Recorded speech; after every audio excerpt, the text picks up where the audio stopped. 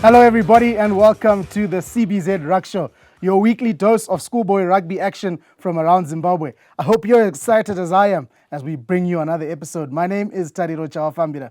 And my name is Ruimbo Chakoreka, and I can tell you something.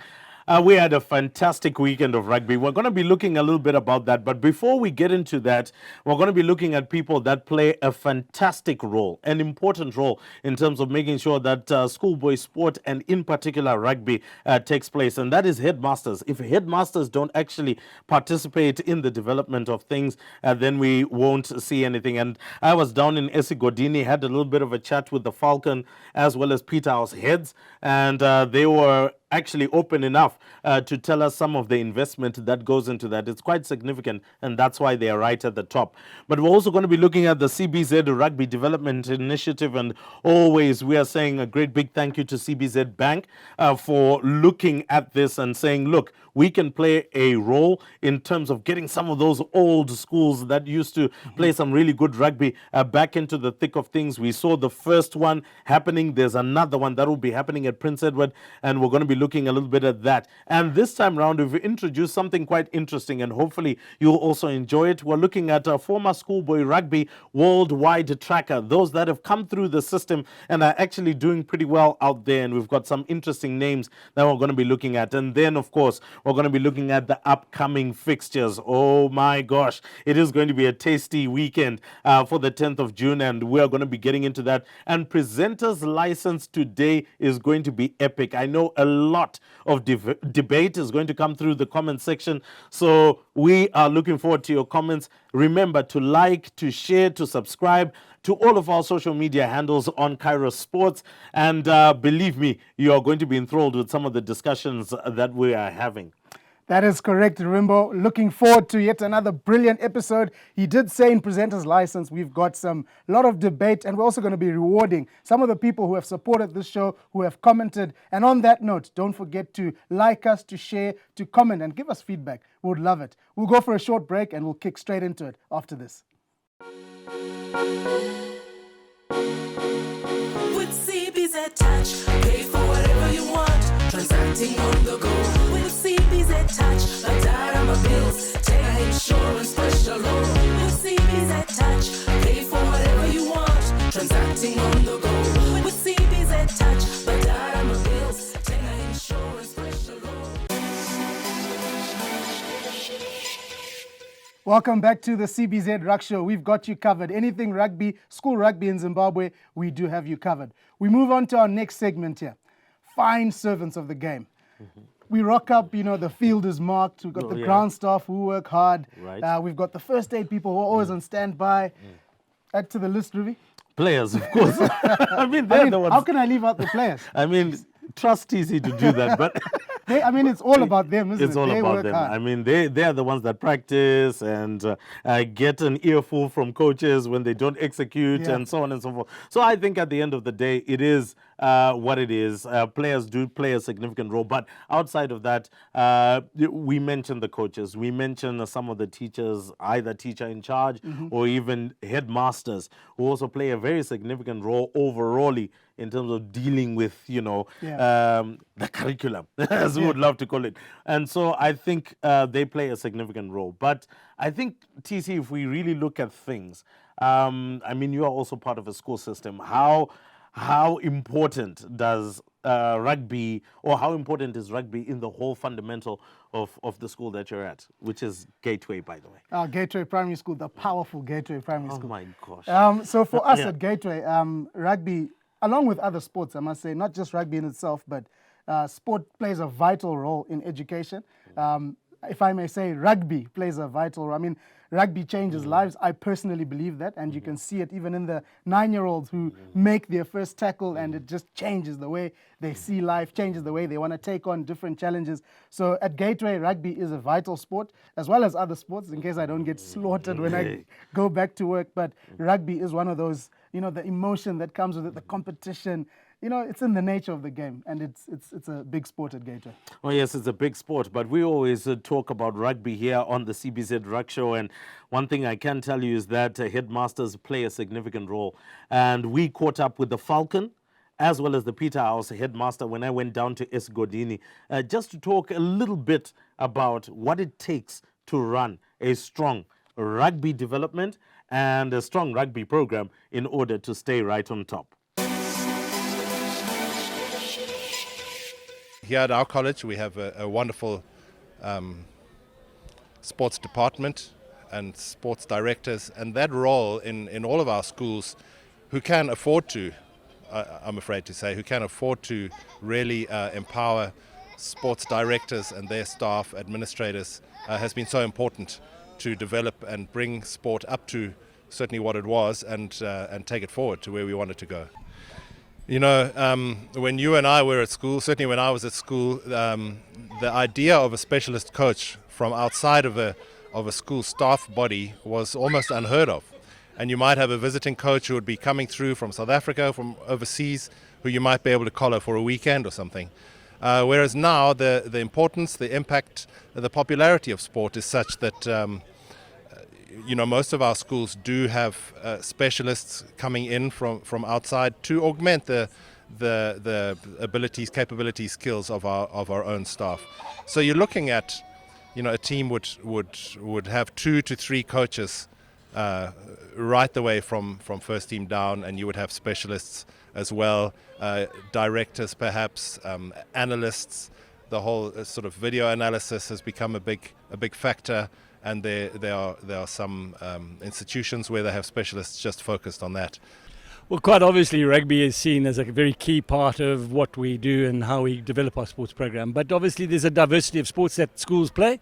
They all carry the same weight, but quite obviously, from a competitive perspective, rugby plays a big role in terms of the lives of the boys in the school, absolutely.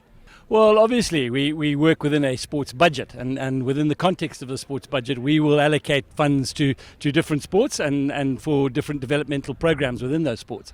Rugby is one of those sports, and quite obviously, we will allocate monies to rugby for the development of our coaches and the development of our players, because it does play a significant role in terms of the kind of sporting culture of the school. Obviously, as a headmaster, what you want to be doing is you want to be getting alongside your staff, and you want to be getting alongside your pupils in your school. In this instance, the boys in the school, and so it's key that you are visible, and it's key that they understand that it's important to you as it is important to them. Schoolboys are wonderful. They're young. They're wonderful. They're young. They're enthusiastic. They're energetic. They are, in essence, relatively easy to coach because they want to get it right, and we need to get alongside them, and we need to support them from that perspective. So that was Ruby having a chat with the Falcon headmaster and the Peterhouse headmaster. Ruby, generally, I would say those two schools are in good hands, aren't they? Yeah, generally in good hands. I mean, look at what Dave was concentrating on, human resource. That's important. And he also spoke about trying to make sure that they're as qualified as possible, getting them involved in World Rugby qualification, the papers, the paperwork, which is necessary to improve the quality of rugby being coached from under 14 all the way to first team. And then the divergent view, which then came from John, in as much as his surname is Trafford and he doesn't support Man United. I mean, it's a pity, isn't it? I mean, make use of that surname, John. But anyway, so he goes on to explain the importance of actually having internal coaches. So coming through from schoolmasters, those that are actually teaching at the school and not necessarily looking for specialization all the time, because you're looking for a well-rounded individual. And I think that's what rugby is all about. We're not looking at your attitude on the pitch, but we're also looking at it off the pitch and how it then builds a whole life individual. So I think they play a significant role, and as headmasters who also did touch a rugby ball way back in their day, as you can see. But having done that, I think they make significant contributions to their schools. They do indeed, Rui. And it's important for heads, just as we wrap this up, not to just be too much on the sports side nothing academic, or too much on the academic. That balance is very crucial for schools in order to improve. Oh yes, I encourage all headmasters. I think you heard it from John as well as Dave. it's important as a headmaster to be involved in sports development in its entirety, because it brings out a well-rounded individual. They learn teamwork, they learn how to perform at a high level, and these are things that are demanded of even when you get into the work environment as you continue to grow. So I think it's very important that all headmasters try to prop up their sports development programs and seek support as much as possible from anywhere possible. But anyway, bringing this one to a bit of a close, TC, I mean, we're talking about fine servants of the game. We spoke about players, you know, they bring the results. We spoke about coaches, they bring the preparation. But the super moms are just awesome, aren't they? I mean, they bring the support on the touchline, much like what happened at Prince Edward.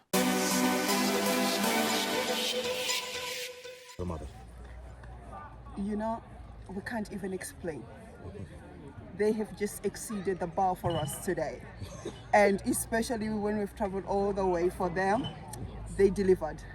Oh, yes. So we are so proud of them. Oh, wow. So let's talk about sacrifices to you, ma'am.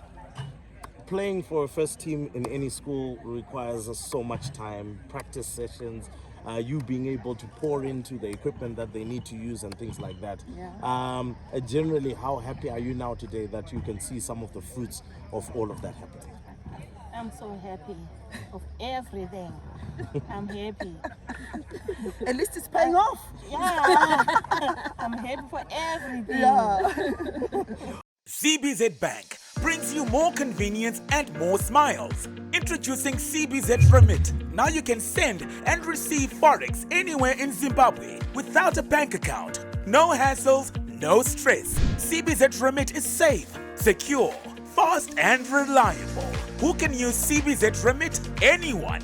CBZ Remit is perfect for both CBZ account holders and non-account holders. To send or collect cash, all you need is your national ID or valid passport.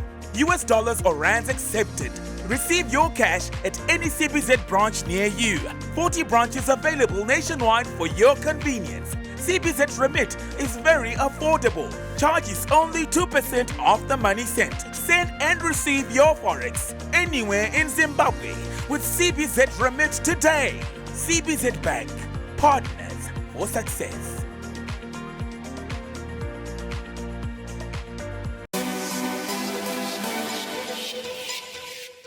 We're back here at the CBZ Ruck Show, and we now talking about the games that were played last weekend. Rui, there were some shock results, there were some big wins, but all in all, a fantastic weekend of rugby again. Oh yes, it was a fantastic weekend of rugby, I must say. I enjoyed the fresh air down in Esgodini. This time round, no gust of wind, and I think that's why Falcon actually won. But let's quickly take a look at the results that came through now. Prince Edward delivering a knockout punch on Honeyfield, winning 33 points to 20.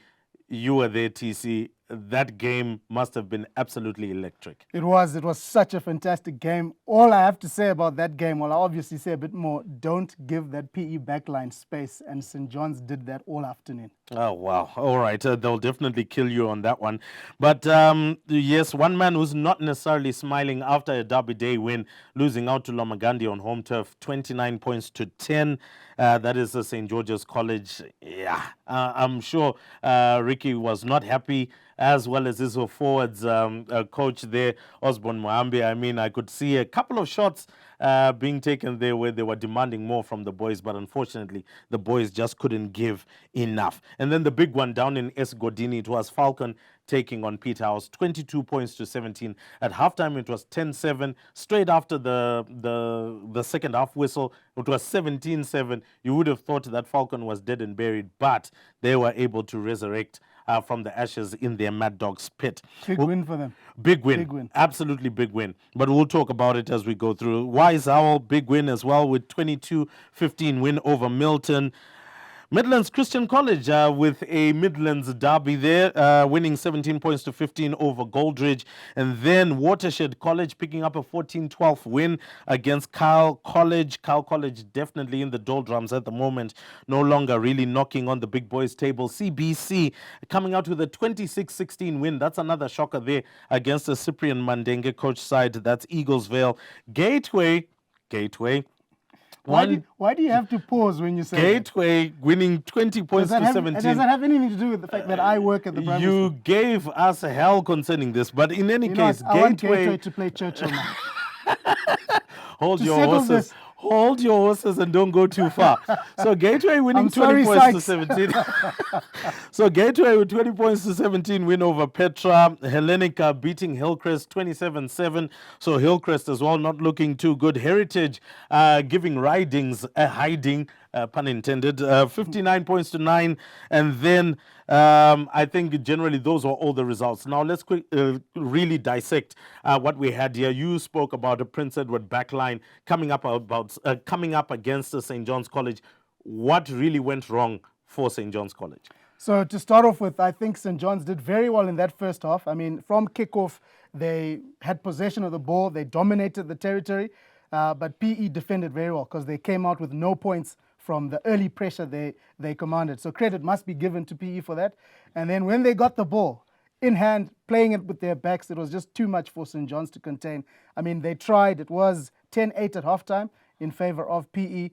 They led at some point in the second half, St. John's, but they just could not handle the pressure that PE kept mounting on them. I think Ethan Chitendeni had a fantastic game. So did Alan Maunga. I mean, he's a physical guy, tough as nails. But Wayne Kunaka, yet again, coming through with a fantastic performance, kicking well, the box kicking, the passing, knowing when to pass, when to do what. It was just a fantastic all-round performance from PE, and they're looking deadly going forward. All right, you actually mentioned something before we actually went on air. You said Wayne Kunaka converted a 45-meter kick.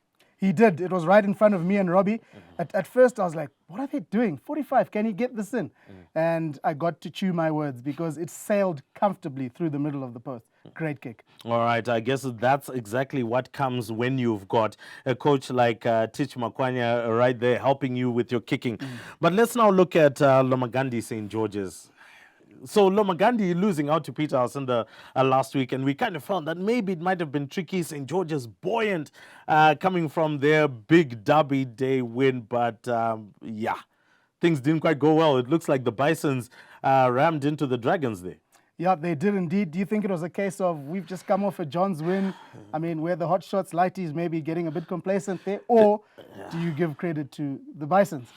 I give credit to the Bisons for being able to come back, but more importantly, I would say for St. George's, they might have suffered the same thing that England suffered when they lost out in the 2019 World Cup, where you exhaust absolutely everything within a particular derby. You win that one because many did not count. I mean, even myself thought St. John's College would come out nice and smart from that particular one, but St. George's put absolutely everything coming from behind. I mean, there were 14 points behind to come and win it, 22.17. So I think they exhausted absolutely everything in that, and the boys psychologically, maybe not physically, but psychologically didn't have anything left in the tank to then overcome the Bisons, who were also on that comeback trail and were able to do it well for themselves. So I will still say Lomagandi will be a bit of a dark horse within this season. Yes, they lost out to Peterhouse. Many expected that Peterhouse would have an undefeated season,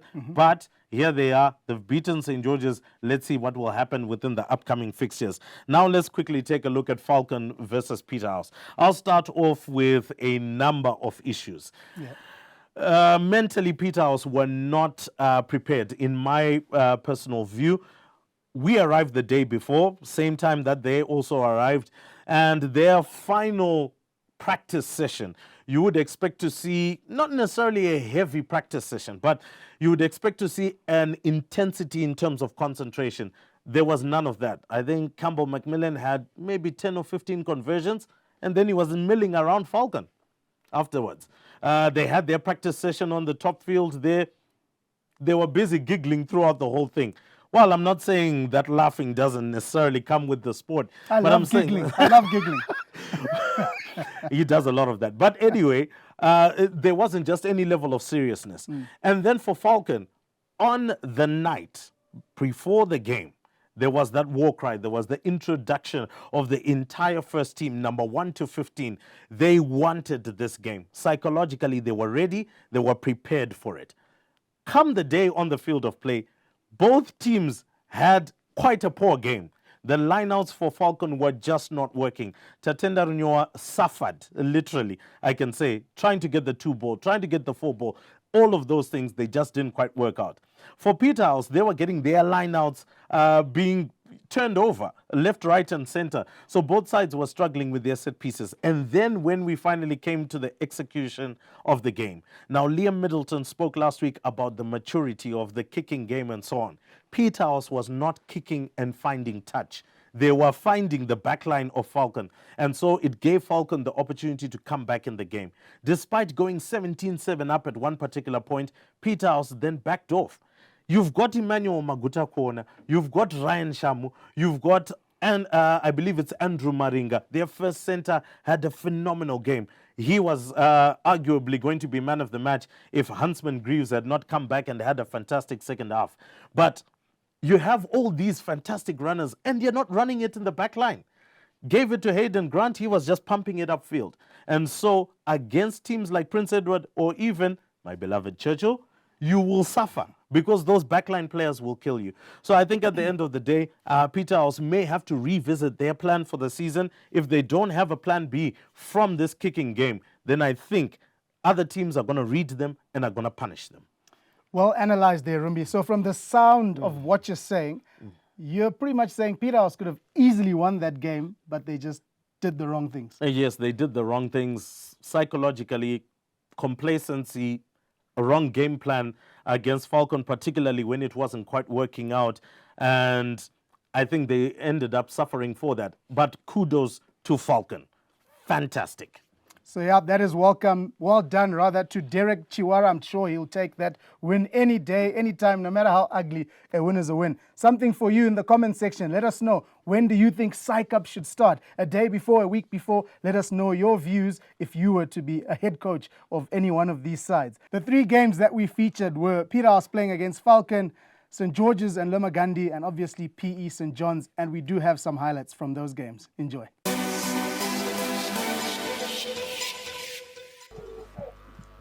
And that one is gone so deep. That's a chase by McKechnie. Can anybody pick it up? Number 14, he goes on. But Kolwani Moyo caught sleeping there, allowing the ball to bounce. Now, what sends it? A huge gap, almost taken by Peterhouse. He goes on the floor. He gets back up. Who is spurring his team on to another victory. They do have to hold on for another 10 minutes or so if they're going to come out with this one. But too many of their lineouts have actually been turned over by Falcon. Falcon this time round with a decent one, but it collapses before it even makes any meters. Trying to get the ball out here is Bachelor. Still looking for it. Finally finds it. Out to the tank. He takes 3 men with him. Bachelor loads it out, a sidestep, tries to go in between. Falcon here with some good go forward ball. Liam Bachelor looking for a quick ball to Tigere. It's out on the far side. Can he pop it out? It is strike time! And they're going to try something here. Training ground move. It's well read by St. John so far, but the fly off has it again. Stepping, shimmying, offloads. Numbers to the left. Acres of space to the left. He slips. Tiamike Mlambo. He's brought to ground. Ruck time again. St. John's need to be cleaning out the breakdown. PE Tigers need to show patience. That's poor defense, Robbie. Straight through. Try time. Too easy for the Tigers in that case. Those were the highlights. What a piece of play from all those schools. Congratulations for the wins and commiserations for the losses. I'm sure all these boys will be back strong this coming week. The rankings, PE have now moved to the top of the table. Deservedly so. The PE Tigers are indeed looking Did they ever good, actually really. abdicate? Well, okay. They're at the top of the table. Where's Churchill, by the way? Bottom half. So St. John's College dropped to second place there. St. George's College, not far off as well. They're in third place. And the Bisons, you did say they're dark horses. They're sitting in a decent position if they can keep getting some wins here. Oh, yes. Sitting on number 4, Falcon coming in on 5th. So they've been able to rack up 2 wins on the trot. So that will definitely help. And then from Falcon, Peterhouse has dropped, well, generally all the way down to 6. Many would have expected them to have been much higher up. And then I think quickly looking at Churchill is 7. 7 is the number of perfection and completion. And then Christian Brothers College is 8, Wise Owl 9, and Milton dropping down, well, rising up the table rather, in number 10. Now, many of you may be asking the question, and we have seen some of your comments actually coming through, asking the question, how does it work? Are there coefficients? Are there ratios? And so on and so forth. Well, we are not the mathematicians, even though we have received the explanation behind the scenes, by the way. So we've received the explanation, but you would like to know, how does that go about? We are going to be having a data scientist, the one who is actually doing this compilation for us, to properly explain what exactly is going on, and then you will have an understanding as to why you may actually drop down the rankings, even though you might actually have a decent win. Yeah. But 7th, takes some climbing there. All it takes is 2 wins and we're up the table. I'm anyway. just joking, buddy. Yeah. I'm just joking. We're going to take a short break and we'll be back with more action on the CBZ Ruck Show. Every achievement, every record broken, every standing ovation, every proud moment is a product of an empowering relationship.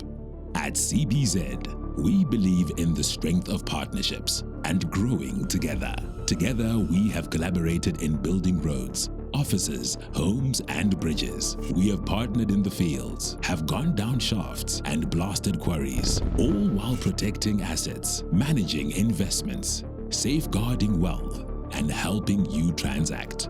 We have supported big and small businesses and the ones in between with a helping hand or sound advice. As we celebrate what has been, we look ahead towards what can be. And while we can count how long we have been around, our achievements will always be quantified by your success. CBZ, Partners for Success.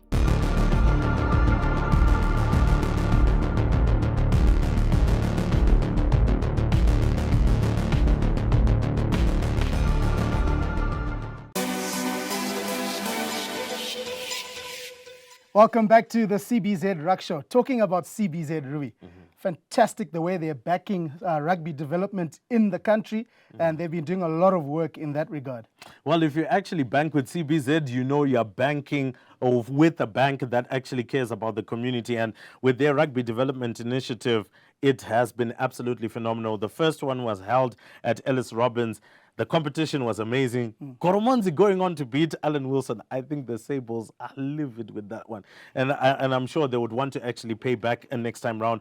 Well, the next CBZ Rugby Development Initiative will be happening at Prince Edward High School, and it will be on the 17th of June. Generally, it will be a fixture-free weekend for all the other, top-tier rugby playing schools. So I think this will be a great time for us to actually come down. Let's see what's happening within the lower tiers and how they're also developing and becoming better. But how significant has this actually been, especially seeing the likes of Goromonzi, the likes of Alan Wilson, the likes of Ellis Robbins within themselves. And I hear actually from behind the scenes that more schools actually want to participate. It's great for the development of the game, isn't it? Apart from kitting us out in these lovely shirts, CBZ are also doing the business and spreading the game. Goromonzi, those players will be really eager to continue working on their game, to continue winning more. And who knows, one day they'll be playing against the Gateways, the St. George's, the St. John's, which is ultimately what we want the game to grow to. I think it's the first name where you got it wrong. The Gateways. What would you be doing playing? Anyway. You know what? This is getting personal now. In any case, whilst actually talking about that, CBZ has created a platform and they are helping to ensure that these schools are participating. But how important as well is it for people like us who always sing the praises of our former schools all the time? How important is it for us to actually be participating in the same development initiatives? It's very important, Rui. We spoke earlier in the show about fine servants. We all have a role to play. Giving back to the schools, giving back to the communities, we have a role to play. CBZ has set the bar high. We can all follow that and have a role to play in our different lifestyles. And more importantly, we actually had an example set for us on what can be done. And that happened all the way down in Blair. And the Old Boys Association there from Gifford came and gave out 10 rugby balls and 12 cones to actually revive that rugby program. Gifford used to play some really good rugby back in the day, quite competitive, especially when they came to the school's rugby festival up in Harare. So I think that is a fantastic step in the right direction for Gifford. You think Milton might be shuddering right now with those 10 rugby balls and 12 cones? They might be, but I do know that the Milton Old Boys Association is also backing the boys quite a lot. I know they had a nice kit sponsored for them, etc. But it's just brilliant. What would your advice be to people watching this show if they're thinking, how can I give back to the school that I went to? I mean, you can give in so many kinds of ways. And I think, Old Boys, you can just start off with balls. Let's just water the fields. Let's get the fields up and running. Let's get the grass cut there. Let's get a rugby program going on. I'm sure there are so many rugby coaches that are actually out there that are looking for an opportunity to start within a school. And you can come together, maybe put some form of remuneration around that. Start pushing the development program. We spoke about headmasters being important. If the headmaster is willing and they want to go, but maybe they're just lacking the finances, this is where you come in as Old Boys with your alumni to actually rebuild that within the system, particularly for all of these schools, like whether you're mainly a girls' school or mainly a boys' school, it's easier to get the numbers to come in for rugby. And who knows, your school might actually be discussed here on the rankings, playing against the likes of Gateway and many other schools. So that's it, CBZ doing an absolutely outstanding job in the growth and development of rugby in our country. Let us know where you went to school and how the rugby is going there in the comment section. We're going to take a short break. When we come back, CBZ Ruck Show keeps an eye on people even playing outside the country. Join us.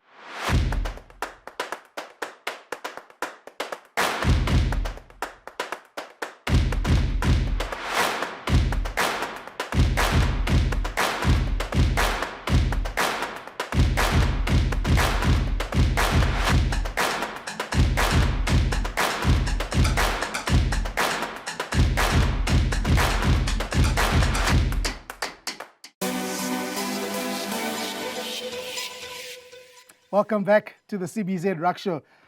Ruby, we've got our Nutri-Active Play of the Week. A couple of them came close in Esigodini there, the winning try by Falcon, although it was a scrappy try, you said? Yeah, it was quite scrappy. But nonetheless, a win is a win. So they were happy with that. There was also one or two plays from Lomagandi that could have made it in. But I think it's hard to keep this young man from a man of the match or a play of the week. It is Wayne Kunaka. Wow, that 45-meter kick. Well, at least, sometimes some of us analysts can get it wrong. No, he shouldn't have gone for that tap and go or whatever, kick for touch, but he went for post and he proved it right. But whilst talking about that, we said we're introducing something new to the show, TC, which is definitely going to raise the eyebrows of many who are saying, do we have a talent base? Do we have a player base here in Zimbabwe or even outside Zimbabwe? Well, guess what? We actually do, don't we, TC? We do indeed. Our Craven Week sides were announced last week, and some of the provincial squads in SA were announced. And boy, are there Zimbos down there. All right, we actually have got two sides that we're going to be focusing on where Zimbabweans actually made it in, and we're going to start off with the Sharks. Yep. So the Sharks, Cyril Cherai, he's a flanker. He's at Maritzburg College and he was at CBC. And he actually made the under-16 Grand Coma week there. Tinaye Ishe Ruona, I mean, that surname does ring a bell, doesn't it? At Northwood School, and he's a former Tiger PE boy. We move on. Sasha Kadira, he's an eighth man, big boy. He's at Maritzburg and he's a former St. George's college youngster. You know, as I'm reading these names out, I'm thinking, just imagine we had them here playing in our schoolboy rugby. That would make our squads even stronger. Sasha is actually head of school at his school, and the previous black head boy at that school is the Sharks player Mtutuko Mchunu. You know him, the big boy. Really? Yeah. So basically following in some really good steps. But we've also got the Eastern Province under 18 side, Tadiwa Chikutiro. He's a center. He's at Kingswood right now, but he's a former St. George's player, and he has also made that Craven Week side. Tapiwa Janda, who's a flanker. He's also at Kingswood. So Kingswood literally producing the goods in that particular province. He's from Peterhouse. He also was a former Peterhouse boy. And then Amazing Veriwa. I think whenever you hear the Veriwa surname, particularly in schoolboy rugby circles, it's an amazing one. I mean, they just pop them out, don't they? I mean, all of the boys did something in terms of rugby. And he also came through from Peterhouse. He's a hooker this time round. Unfortunately, not able to make it in the back line like the other Veriwas we knew. But anyway, he's a part of the side nonetheless. So we are going to be tracking these boys. And in actual fact, as we continue with this segment, we're going to be profiling them in depth as to where they actually came from primary school to high school, some of the things that they've been able to achieve, where they are now, and how they are doing. And I'm sure some of you are already thinking within your head, but there's Blythe Mavesere, there's Godfrey Mzanar. Well, don't worry, we'll be talking about all of those and how the schoolboy system has actually benefited these boys. Yep, very true. You mustn't worry at all because we at the CBZ Ruck Show have you covered. We're going to take a break. We're coming up with this week's fixtures. With CBZ Touch, pay for whatever you want. Transacting on the go. With CBZ Touch, like Diorama bills, take insurance, special loan. With CBZ Touch, pay for whatever you want. Transacting on the go. With CBZ Touch, like Diorama bills, take insurance, special loan. Welcome back. We do have a blockbuster of fixtures again this weekend. I just can't wait for Saturdays, Rui. I don't know about you, but I just can't wait to watch these youngsters in action. Oh, yes. Saturday is going to be absolutely phenomenal. Let's start off with some of the matches which are going to precede some of the big ones which will be played later on in the day. At round about 12:30, I think arguably the biggest match is going to be, The biggest co-ed schools the match. biggest co-ed schools match. Eaglesville will be hosting Gateway. Gateway have had a pretty decent run Okay, they've had a very good run of fixtures. They've been winning and doing really well, and I'm sure that has been influenced by the inclusion of Ntsikelelo Sykes Sibanda, former Sables head coach, former technical director as well, and he's going to be taking on a friend, but this time round he's a foe, and that's another former Sables head coach, that is Cyprian Mandenge. I think these boys are going to be at each other's throat, and this is going to be phenomenal. That one is taking place at 12:30 p.m. And then we've got Hellenic taking on Watershed, another co-ed school derby. Hellenic might just feel they might have a slight edge, but Watershed, with a decent victory over the weekend against Cal College, will also be feeling quite confident.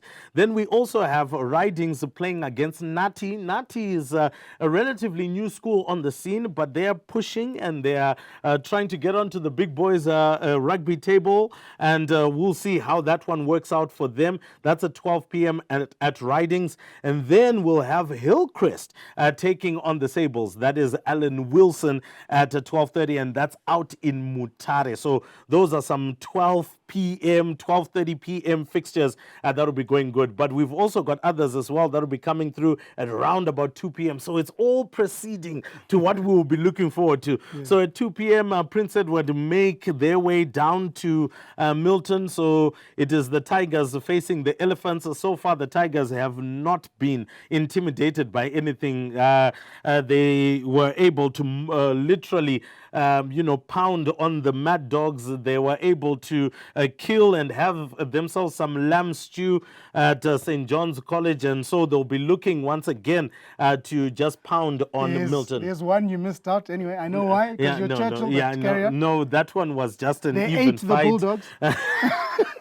Moving right along, at 2:15, we'll also have another one down in Blawayo. That will be CBC taking on Petra. They'll be buoyed after their Eaglesville victory. And then at 2:45, that one is the one I will definitely be watching. I'll be supporting the Bulldogs. They make their way out to the Bisons, who are also now really, really looking strong in terms of victory. But at 3 and 4 p.m., what do we have?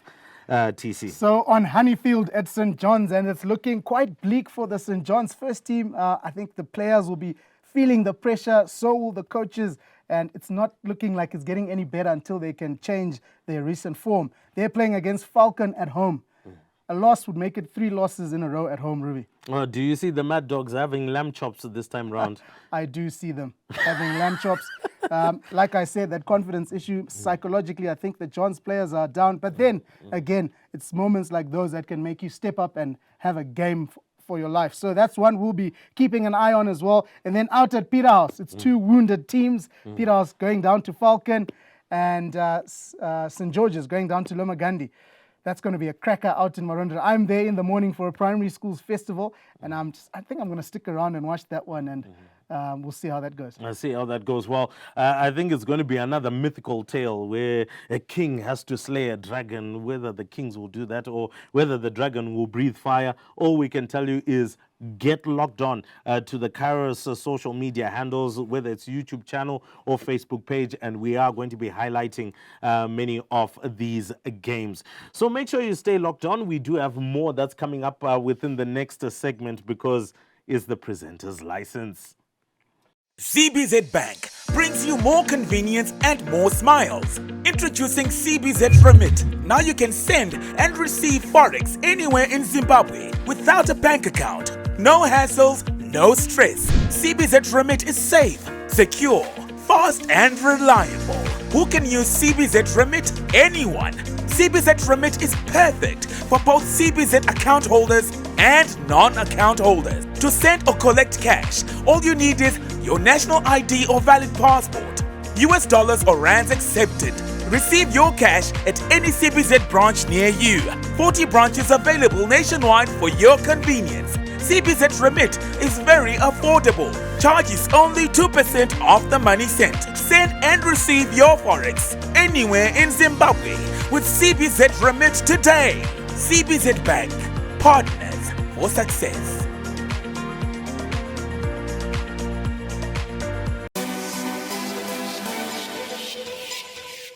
Welcome back to the final segment. It is the presenter's license. We get to talk what we want. Yeah, we can't like go freelance here.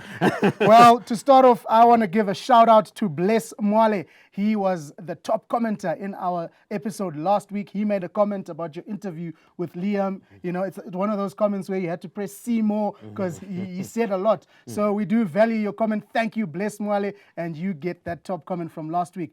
Please don't hesitate to comment. Even if there's stuff that you want to debate us with, we're watching. We want those kind of things on our show. All right, what did Bless Mwale actually say? Because, you know, he would really want to hear his comment being said again. Okay, let me read out the comment. I concur with Liam as far as the lack of development of core skills is concerned. It is something that comes back to haunt us at high performance levels. Simple things such as execution of a chip, kicks by wingers, tactical kicking for posts. This guy knows his rugby. Body positions in contact situations, etc. So there's more he could have said. We definitely need to focus on these and many other key factors and help to develop competent players before they reach the elite level. Well, that's for a comment. That's a fantastic comment. Sounds like he's a coach ultimately there. But thank you so much, Bless Mwale. And of course, if you also want to get your comment read on the CBZ Ruck Show, make sure that you also put out a comment right there. And I liked the other one, Ruvy's analysis. That's why I cut the screenshot. But no, my man, you are top. It's just the school you went to. But you're a legend of a guy. All right. Anyway, so let's get straight into what we're talking about today. So it is the only one, and I think there's going to be a whole lot of debate on this one, and I'm going to put some ideas out there. Now, we have our Craven Week sides that are going to be going down to South Africa. There's always debate about selection and so on. But I think the major debate right now is around funding. Now, apparently, one of the youngsters from Prince Edward who made the under-18 Craven Week side has gone on crowdfunding. and he's looking to source close to $3,000 in order to make it for the Craven Week. And so my big question, and that I'm putting out there, what really have we benefited from Craven Week? And I've got some points to actually lay down and put out on that. Craven Week has done nothing but actually take the best of what Zimbabwe actually has. Tendai Beast Mtawarira was discovered at the Craven Week and he was taken. I'm not so sure if we would have been able to give him the same kind of fame and, you know, everything that he has been able to achieve in Zimbabwe, but he was discovered at Craven Week. Can I chip in there as well, Rui? Yes. You'll find that in that under 14 setup at the moment, there are some schools that did not send their kids for those selections, and that's one of the reasons we don't want our kids to go for Craven Week and not come back. Oh yes, and part of that is actually, the responsibility of Kairos Sports, who are also a sports marketing, sports management agency. They've managed so many players, and players have been requested through them. We saw that youngster at Craven Week. We saw that youngster at this particular week and so on. So at the end of the day, what really are we benefiting from it? If he's asking for $3,000, let's do the maths quite quickly. $3,000 with a squad of arguably around about 25 players. My maths is terrible. Don't count on me there. 25 players at $3,000 a pop. That's approximately $75,000 going to be spent in 1 week. Right? Playing 3 games in South Africa. And then let's count the other sides that are going to be going there. We've got an under 14 and an under 17 side. You spoke, I think, round about the under 14s are going to be paying round about 1.5. 1.5 multiplied by 25, you're looking at give or take around about 300 and something. Well, no. 30 something thousand, right? Approximately. I don't know. Yeah, around about 30-something thousand. Now, if we bring all of that together with the under-17 squad, which will arguably be paying maybe around about 2,000 as well, that's 50,000, 75,000 plus around about the 30,000, we've got approximately $150,000 that we are spending within rugby circles to send our kids down to South Africa for 1 week. Now, what we could choose to do with that is we could take that money, rather have our franchise system here locally, and we start age group franchise systems where these players can make it into franchise setups across provinces, and we now begin to have our player database from which we can pick from. We then sponsor tournaments where these provinces get to meet maybe twice or thrice within a particular season or time, and get to invest within coaches, get to invest within all of the necessary equipment, sports science, and so on that can help spur and develop our local rugby to the next level. Because if we continue $180,000 or $150,000 in the next 10 years, it's 1.5 million going down to South Africa and not necessarily coming back with results. We don't have an under 14 World Cup. We don't have an under 17 World Cup. We don't have an under 18 World Cup. We only have an under 20 World Cup and an under 20 Barts trophy to actually look forward to. So what are the national team assignments actually based on if we continue to sponsor this? Wow, Rui, that's a lot said, but I can see the passion and the drive in what you're saying. To go back to the question you asked, what are we benefiting from Craven Week? To be honest, my opinion would be nothing, okay, except the fact that our kids are getting exposure to the provinces in South Africa, and they're getting a chance to, see how they fare against them. And of course, we've already said it, getting our players poached away. And then I would also like to ask the question, what's the point of selecting an under 14 national squad when some of the biggest rugby playing schools are not even sending their under 14 for trials? There you go. So at the end of the day, we might be, putting resources towards a futile exercise. There are other things we need to concentrate on. We need to be getting ourselves into the Junior World Trophy more consistently for under 20. And that requires a strong player pool or player base that is significantly monitored all the way along. And I think the likes of Kairos Sports have done quite a lot. I mean, they've had holiday programs, developing skills and things like that. Zimbabwe Rugby Union can tap into that and say, okay, boys, who have you been able to scout across the country? Let's now even expand this.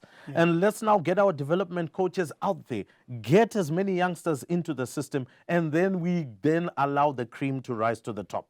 But after all is said and done, this is the presenter's license. What is yours? Would love to hear your comments, your thoughts within the comment section of this particular episode so that we can continuously discuss this issue and see how far it can go. Indeed, we would dearly love to hear from you. Please do comment. Like Bless Mwale got a mention today. It could be you in next week's episode. That sadly brings us to the end of this show. We love bringing this show to you. We love it. The CBZ Ruck Show has to come to an end. My name is Tariro Chawafambira. And my name is Ruimbo Chakoreka, and up until next week,